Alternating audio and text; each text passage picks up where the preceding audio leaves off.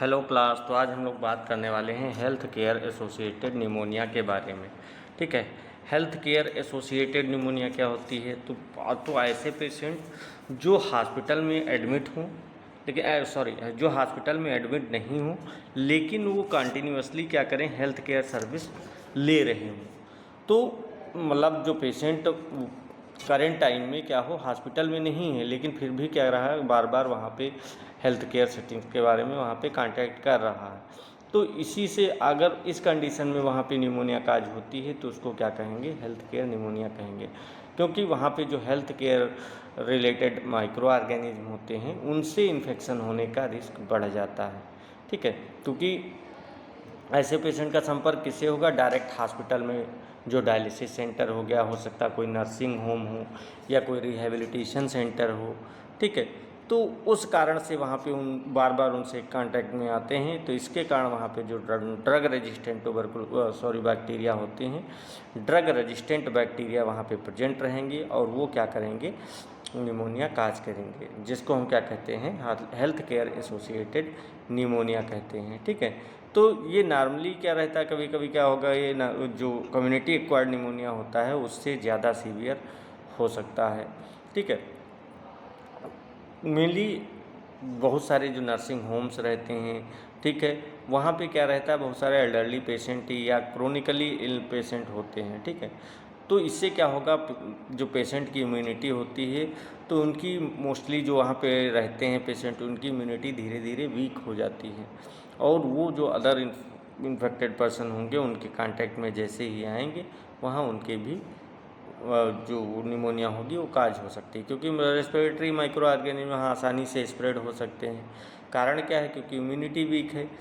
इसके अलावा जो डेली डायलिसिस वाले पेशेंट रहते हैं वो क्या रहते हैं, वो बार बार डायलिसिस सेंटर जाया करते हैं। तो वहाँ पे भी क्या होता है, CKD मोस्टली जो ये पेशेंट रहते हैं इनके क्या रहती है, CKD की प्रॉब्लम रहती है, किडनी से रिलेटेड डिजीज, जिसको हम क्रोनिक किडनी डिजीज़ की कंडीशन कहते हैं। तो वहाँ पे क्या होगा, इससे क्या होगा, उनका जो इम्यून सिस्टम होता है वो धीरे धीरे वीक हो जाता है। ठीक है। तो बार बार हेल्थ केयर इन्वायरमेंट के कांटेक्ट में जैसे आएंगे, अगर वहाँ पे ड्रग रेजिस्टेंट बैक्टीरिया प्रेजेंट है तो वहाँ पे भी क्या होगा, रिस्क रहता है निमोनिया काज होने का। ठीक है। इसके अलावा long term care facilities resident, तो जो long term care facilities resident, तो ये ऐसे पेशेंट रहते हैं जिनमें क्या हो, एक लॉन्ग टाइम से मेडिकल केयर या फिर रिहेबिलिटेशन की रिक्वायरमेंट होती है। तो मोस्टली इनमें होते कौन से पेशेंट हैं, या फिर किसी के बहुत ज़्यादा क्रोनिक डिजीज़ की कंडीशन है, या बहुत ज़्यादा ओल्ड एज पेशेंट हुआ तो वो हुआ, तो या फिर बेड रेडन पेशेंट हो गए, तो ये सारे पेशेंट इसमें रहते हैं। ठीक, लॉन्ग टर्म फैसिलिटी केयर में। तो इनकी इम्यूनिटी क्या रहती है, वीक होती है। अब वीक इम्यूनिटी होने के कारण क्या होगा, जब किसी भी क्लोज कांटेक्ट में आएंगे जिसके पहले से रेस्पिरेटरी इन्फेक्शन है तो वहाँ पे health care associated pneumonia develop हो सकती है। ठीक है। तो ये कारण रहता है।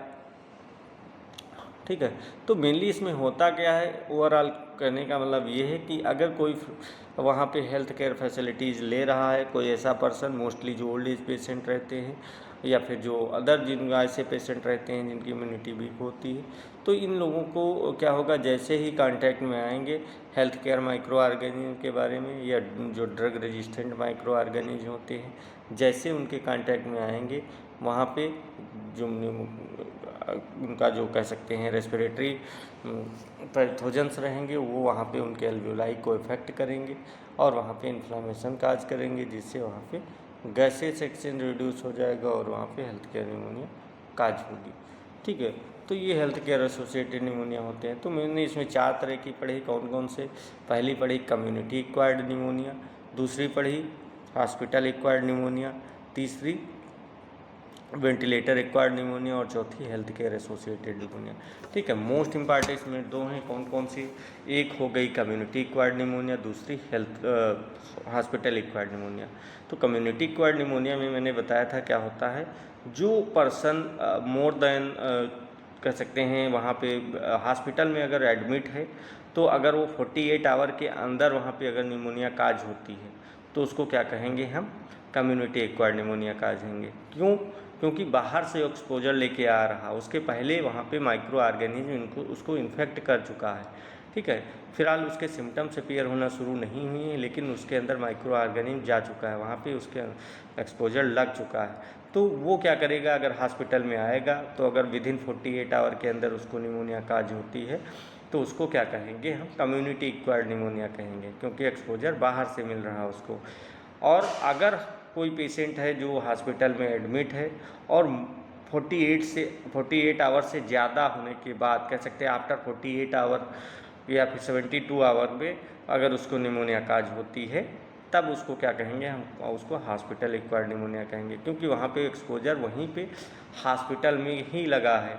ठीक है, हॉस्पिटल में लगने के 48 आवर के बाद वहाँ पे उसके सिम्टम्स अपीयर हुए हैं, वहाँ पे डिजीज़ काज हुई 72 आवर या फिर 48 आवर के बाद। ठीक है, तो उसको क्या कहेंगे, हॉस्पिटल एक्वायर्ड निमोनिया कहेंगे।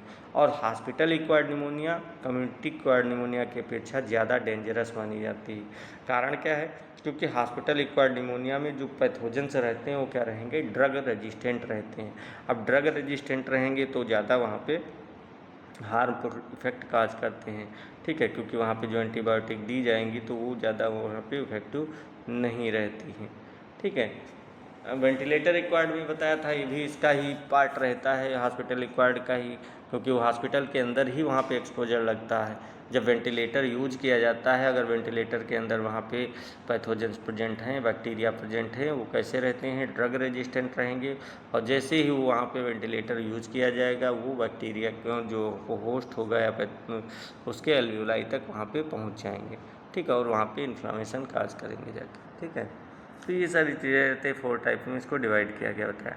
अब हम लोग बात करते हैं जो अकॉर्डिंग टू एनाटॉमिकल डिस्ट्रीब्यूशन, जो निमोनिया काज हो रही है उसको लंग्स की एनाटॉमिकल पोजीशन के बेसिस पे वहाँ पे हम इसको डिवाइड करते हैं।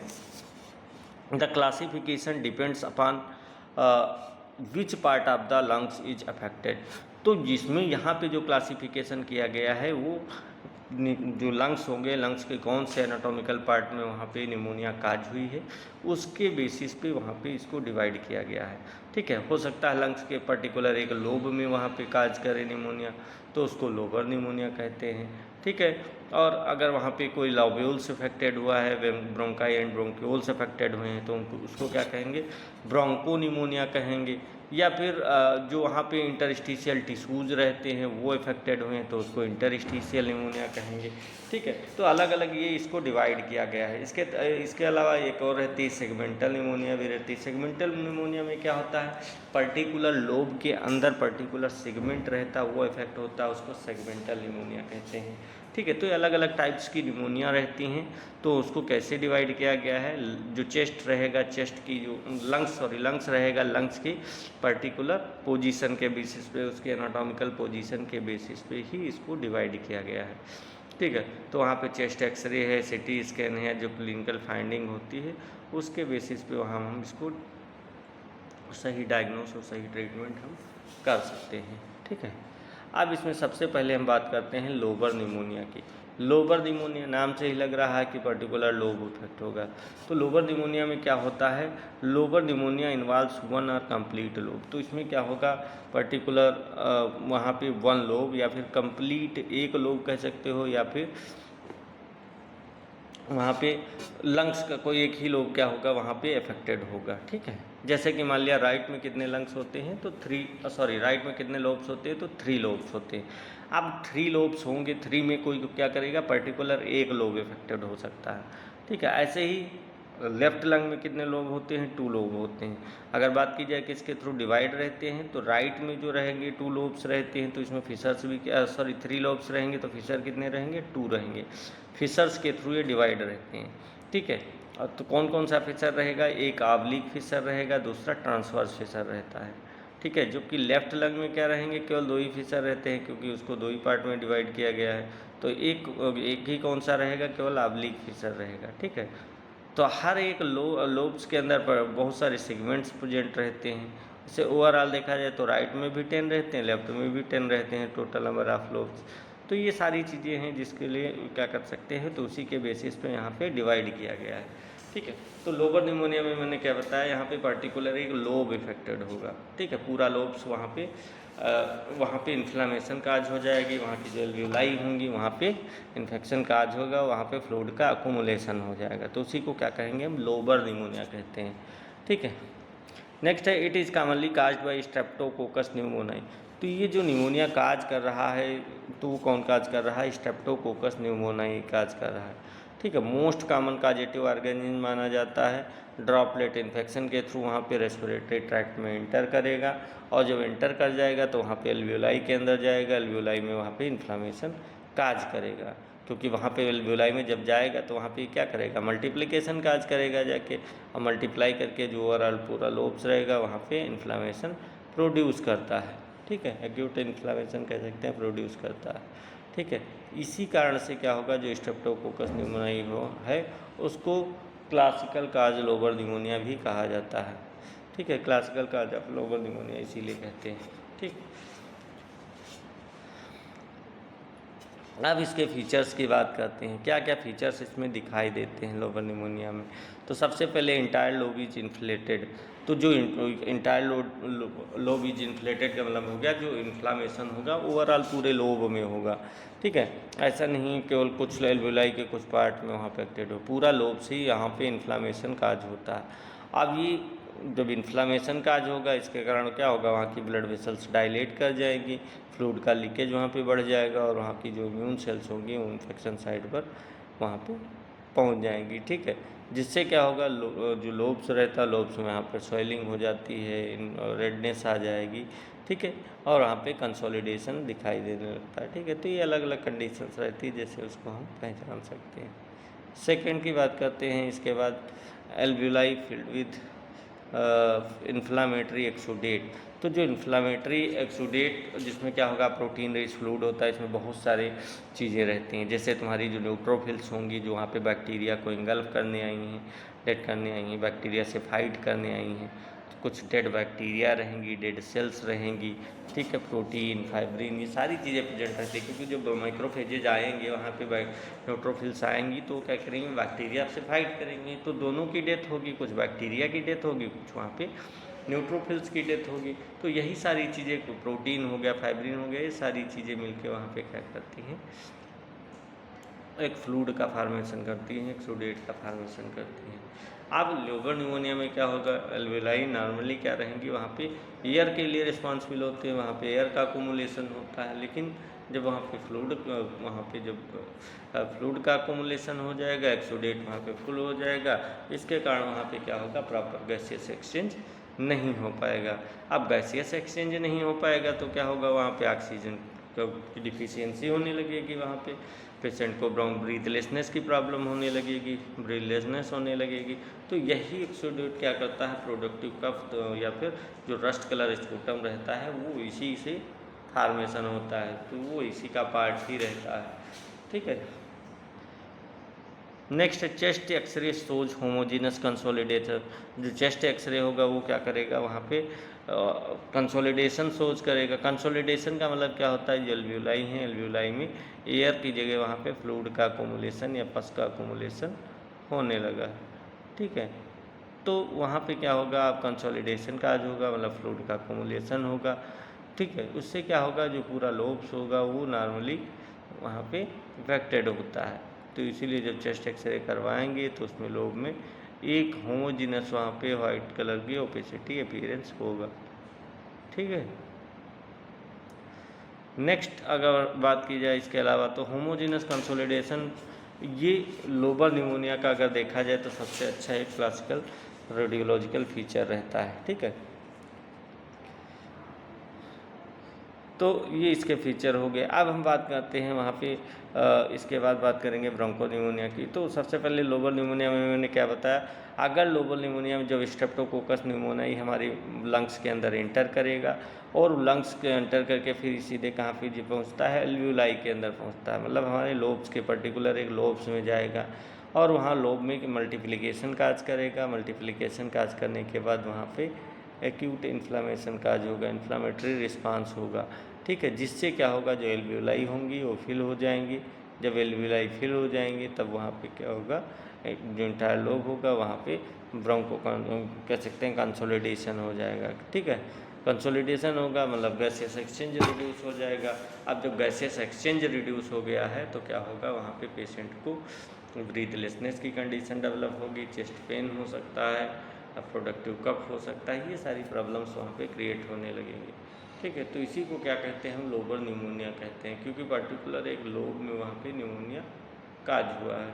ठीक है, तो इस कारण से वहाँ पे इसको पर्टिकुलर लोब में न्यूमोनिया काज हो सकती है। नेक्स्ट हम बात करते हैं एनाटॉमिकल पोजीशन पर ब्रोंकोनिमोनिया। अब ब्रोंकोनिमोनिया क्या होती है? ब्रोंकोनिमोनिया मेनली ब्रोंकोनिमोनिया में क्या रहता है, जो लोब्यूलर निमोनिया इसको हम भी कहते हैं। ठीक है, इसको लोब्यूलर निमोनिया भी कह सकते हैं। ठीक है, निमोनिया में मेनली ऐसा नहीं कि इन्फेक्शन केवल एल्वियोलाई तक ही रहेगा। ठीक है, इसमें कि ब्रोंकाई और ब्रोंक्यूल्स वो भी क्या रहते हैं, अफेक्टेड होते हैं। ठीक है, और जो ब्रोंकाई और ब्रोंक्यूल्स के साथ साथ में जो आसपास की एल्वियोलाई होंगी वहाँ भी इन्फेक्शन काज होता है। ठीक है, तो जो इन्फेक्शन का स्टार्टिंग पॉइंट होता है मेनली कहाँ रहेगा, ब्रोंकाई एंड ब्रोंक्यूल्स होंगी, फिर धीरे धीरे जो आसपास की एल्वियोलाई होंगी वहाँ भी इन्फेक्शन पहुँच जाता है। ठीक है, इसी कारण से इसको हम क्या कहते हैं, ब्रोंकोनिमोनिया कहते हैं। ठीक है, तो ये ब्रोंकोनिमोनिया है मोस्टली जो चिल्ड्रेन हो गया, एल्डरली पर्सनस हो गए, या फिर बेड रिडन जो पेशेंट रहते हैं, ठीक है, या फिर जो इम्यून कंप्रोमाइज्ड पेशेंट रहेंगे वहाँ पे इसी कंडीशंस ज़्यादा देखने को मिलती है।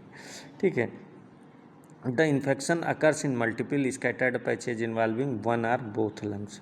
तो यहाँ पे जो इन्फेक्शन होगा, जो लोबर निमोनिया में क्या रहता है, एक पर्टिकुलर पूरे लोब इफेक्ट होते हैं, लेकिन जो ब्रोंको निमोनिया होगा यहाँ पे केवल इन्फेक्शन एक छोटे छोटे कह सकते हैं पैचेस के रूप में वहाँ पे स्प्रेडर रहता है। तो ये पैचेस जो रहेंगे वो ब्रोंक्यूल्स के आसपास भी वहाँ पे प्रेजेंट रहेंगे।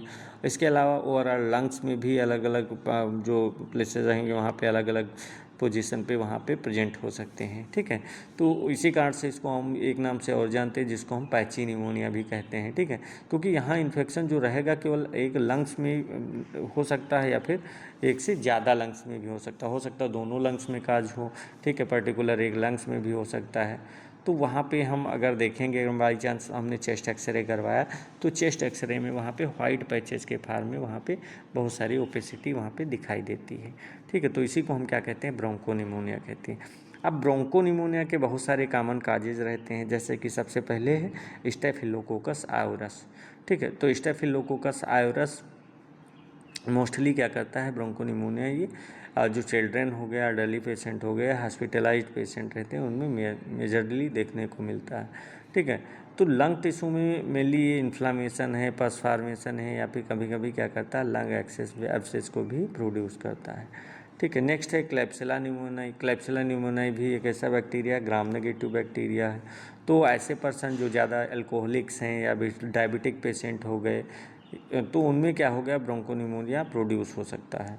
ठीक है, क्योंकि जो लंग इन्फेक्शन है, नेक्रोसिस और थिक स्पुटम के कारण ये वहाँ पे हो सकता है। ठीक है, इसके अलावा हीमोफिलस इन्फ्लुएंजा।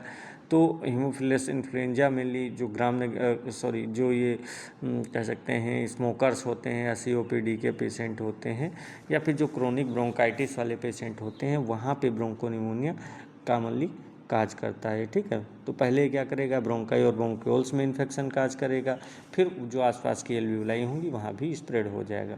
तो अगर इसके मेनली सिम्टम्स की बात करें तो वहाँ पे प्रोडक्टिव कफ हो गया, फीवर हो गया, इसके अलावा ब्रीथलेसनेस हो गया, चेस्ट डिस्कम्फर्ट हो गया, ये सारी कंडीशंस वहाँ पे देखने को मिलती हैं। ठीक है, नेक्स्ट अब हम बात करने वाले हैं इंटरस्टिशियल निमोनिया के बारे में। इंटरस्टिशियल निमोनिया क्या होता है, जिसको हम एटाइपिकल निमोनिया भी कहते हैं। ठीक है, तो मोस्टली इस टाइप की निमोनिया में जो इन्फेक्शन होगा मेनली कहाँ पे, एल्वियोलाई के कह सकते हैं अंदर नहीं होगा इन्फेक्शन, बल्कि जो एल्वियोलाई के आसपास के जो इंटरस्टिशियल टिश्यूज़ रहते हैं वो इफेक्ट होते हैं। ठीक है, तो इसीलिए लिखा interstitial pneumonia mainly affect the interstitial tissue surrounding the alveoli rather than alveoli themselves. तो एल्वियोलाई वहाँ पे जो इंटरस्टिशियल टिश्यूज़ रहेंगे वहाँ पे कह सकते हैं निमोनिया काज होगी, बल्कि एल्वियोलाई रहेंगे वो अफेक्टेड नहीं होंगे। तो इंटरस्टिशियल टिश्यू क्या है, तो कह सकते हैं ये एक सपोर्टिंग कनेक्टिव टिश्यू होते हैं जो एल्वियोलाई और ब्लड कैपिलरी लंग स्ट्रक्चर को वहाँ पे कह सकते हैं सपोर्ट प्रोवाइड करते हैं। ठीक है, तो जब इन्फेक्शन इन टिश्यूज़ में हो जाएगा तब जो इन्फ्लामेशन है या स्वेलिंग होगी वो वहाँ पे डेवलप होगी, और यहाँ पे जो एल्ब्यूलाई होंगे वो कम्प्लीटली पस फिल नहीं होगा, तो इसीलिए यहाँ पे जो गैसियस एक्सचेंज होता है वो भी इफेक्टिव नहीं होता है।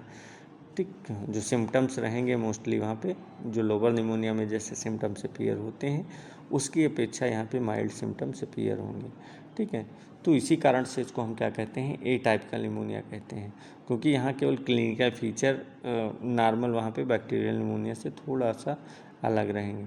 ठीक है, अब इनको कौन कौन काज करता है, it is commonly caused by, तो जो निमोनिया होगा मोस्टली कौन काज करेगा, तो सबसे पहले माइकोप्लाज्मा न्यूमोनाई।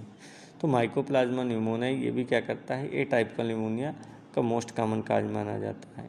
ठीक है, तो क्योंकि ये टाइपिकल बैक्टीरिया है, यहाँ पे सेल वॉल नहीं प्रेजेंट रहती है, तो इसीलिए क्या करता है, प्लियोमार्फिक नेचर से होता है। ठीक है, तो मोस्ट कॉमनली ये जो स्कूल एज के चिल्ड्रेन हो गए, एडोलेसेंट हो गए, यंग एडल्ट्स हो गए, उसमें निमोनिया ये काज करता है, तो इसीलिए इसको क्या कहते हैं, वॉकिंग निमोनिया भी कहते हैं।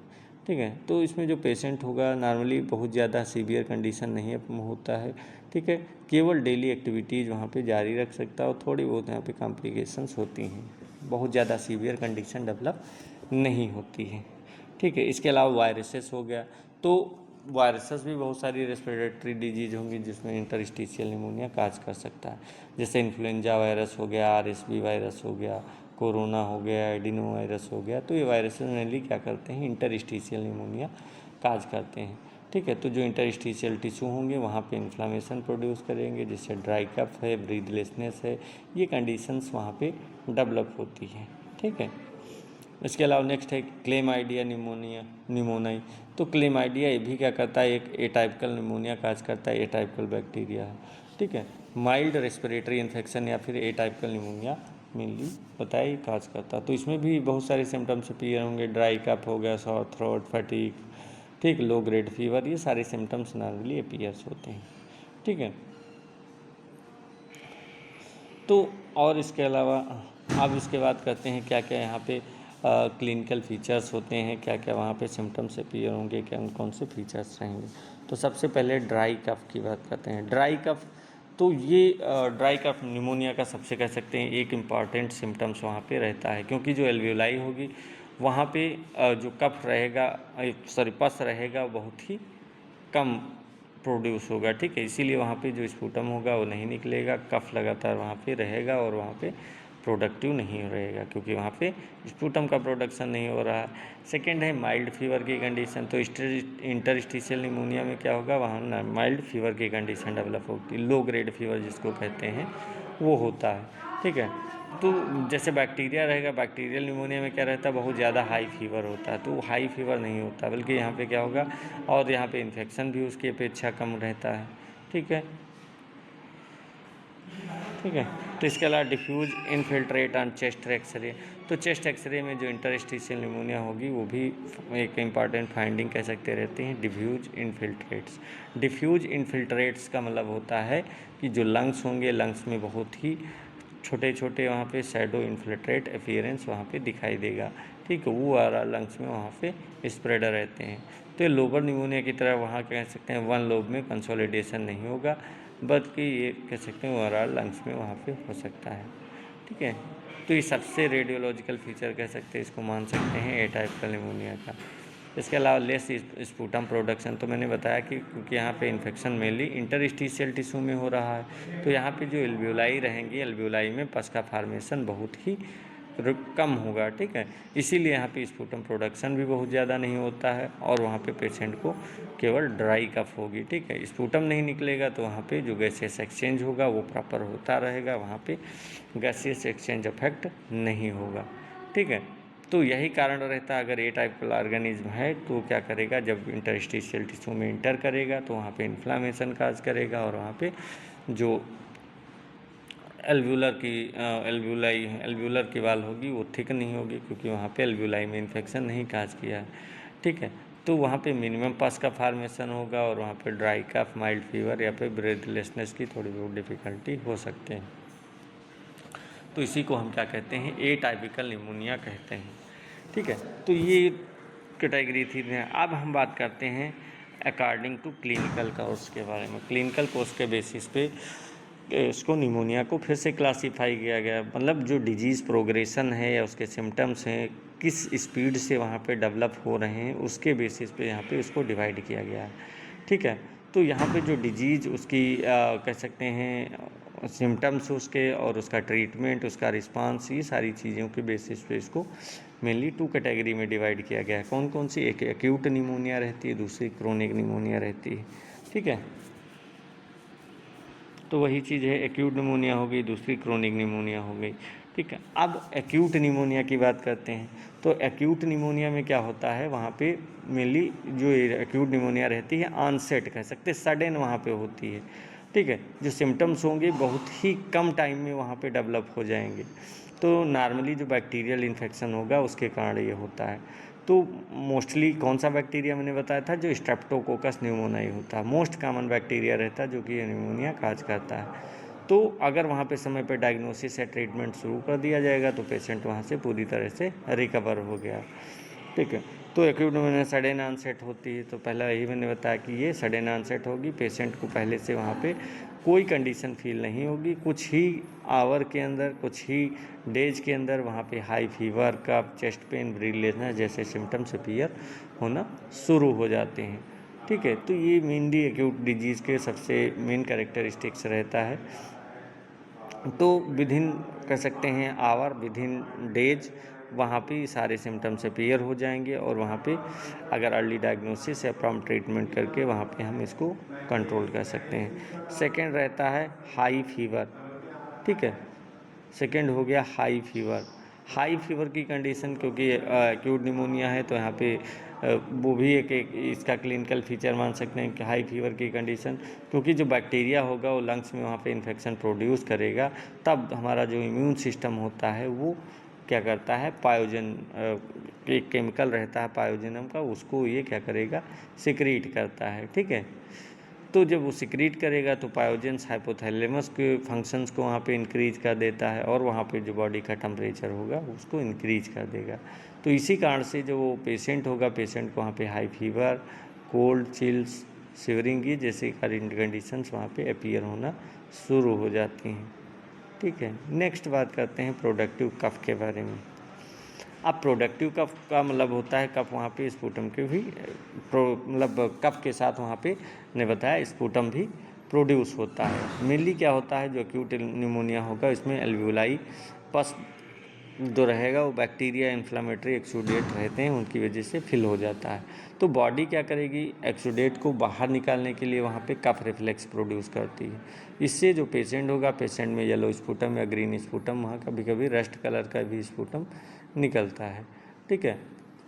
नेक्स्ट है रिस्पॉन्ड वाल्व टू ट्रीटमेंट। तो एक्यूट निमोनिया में अर्ली डायग्नोसिस अगर करते हैं, अर्ली डायग्नोसिस अगर कर लेते हैं तो वहाँ पे कह सकते हैं एंटीबायोटिक सपोर्टिव केयर या फिर जो हाइड्रेशन होगा दिया जाएगा और मोस्ट ऑफ पेशेंट जो रहेंगे वो क्लिनिकल इम्प्रूवमेंट उनको देखा जा सकता है। फीवर भी रिड्यूस होगा, कफ भी रिड्यूस होगा, ब्रीदिंग डिफ़िकल्टी भी वहाँ पे रिड्यूस हो जाएगी, नॉर्मल ब्रीदिंग होने लगेगी। चेस्ट एक्सरे कुछ टाइम के बाद वहाँ पे नॉर्मल दिखाई जा सकता है, ठीक है। तो इसीलिए जो एक्यूट निमोनिया होती है, एक्यूट निमोनिया का प्रोग्रेशन होता है वो नॉर्मली कम रहेगा, ठीक है। यहाँ पे जो उसकी प्रोग्नोसिस हो रहेगी वो कह सकते हैं नॉर्मली अच्छी रहती है, ठीक है। तो ये एक्यूट निमोनिया की बात की। एक्यूट निमोनिया में मेनली मैंने बताया बैक्टीरियल इन्फेक्शन रैपिडली वहाँ पे मल्टीप्लिकेशन करता है बैक्टीरिया, एक्यूट इन्फ्लामेटरी रिस्पांस होगा, एल्व्यूलाई वहाँ पे कुछ फस का फॉर्मेशन होगा, एक्सीड्यूट निकलेगा, प्रोडक्टिव कफ होगा, गैसेस एक्सचेंज रिड्यूस होगा और वहाँ पे हाई फीवर और जैसे सिम्टम्स, चेस्ट पेन जैसे सिम्टम्स अपीयर होंगे और वहाँ पे एक्यूट निमोनिया काज होगी, ठीक है। अगर एक्यूट निमोनिया में अर्ली हम एंटीबायोटिक देना शुरू कर देते हैं तो वहाँ पे रिकवरी भी बहुत जल्दी फास्ट रहती है, ठीक है। बहुत ही जल्दी से रिकवर हो सकता है।